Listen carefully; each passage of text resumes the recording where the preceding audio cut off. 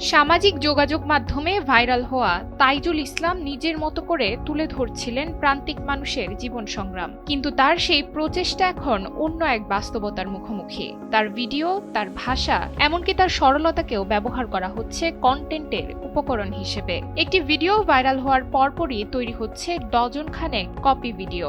আমি 2 বছর আগে ওখানে ট্রাই করেছিলাম ভাইরাল করার জন্য আর কি, বিভিন্ন ভিডিও তৈরি করেছিলাম। আমার একটা পেজ আছে অবেলা মিউজিক, তো ওই সময় আসলে আমরা ওকে ভাইরাল করতে পারিনি আর কি, ভাইরাল হয়নি। কিন্তু পরে ও ঢাকা গিয়ে নিজেই মানে কাজ করে টাকা জমাইছে আর কি। জমানোর পরে একটা মোবাইল কিনছে আর কি।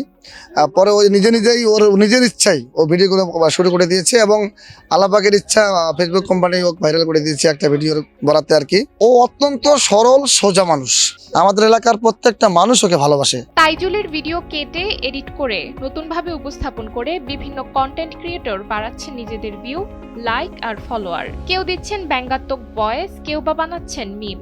অনেকে আবার এআই ব্যবহার করেও তাইজুলকে নিয়ে তৈরি করছেন ভিডিও। ফলে একজন মানুষের সরল উপস্থাপনায় হয়ে উঠছে হাসির খোরাক।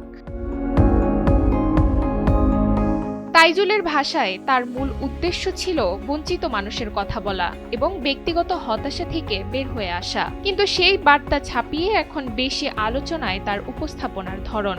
হাস্যরস আর ট্রলি হয়ে উঠেছে প্রধান আকর্ষণ। ছোটখাটো ভিডিও দিয়ে আমি আনন্দই থাকতে চাই। এখন যে এত ভাইরাল হয়েছে, সারা বিশ্ব পর্যন্ত দেখতেছে, আনন্দ দিতেছে, আমিও আনন্দ দিতেছি।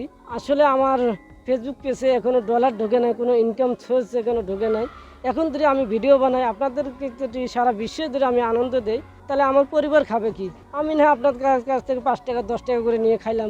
একজন প্রান্তিক মানুষের কণ্ঠস্বর যা পৌঁছানোর কথা ছিল নীতি নির্ধারকদের কাছে, তা এখন আটকে যাচ্ছে অ্যালগরিদমের ভিড়ে। একই ফুটেজ, ভিন্ন ভিন্ন শিরোনাম আর উদ্দেশ্য বেশি ভিউ পাওয়া। অ্যালগরিদমের এই দৌড়ে তাই এখন ট্রেন্ডিং টপিক তাইজুল, যাকে ঘিরে চলছে অদৃশ্য ভিউ প্রতিযোগিতা। কুড়িগ্রাম থেকে বাবুল জামানের পাঠানো তথ্যচিত্রে ডেস্ক রিপোর্ট, নুসরাত তালবিয়া।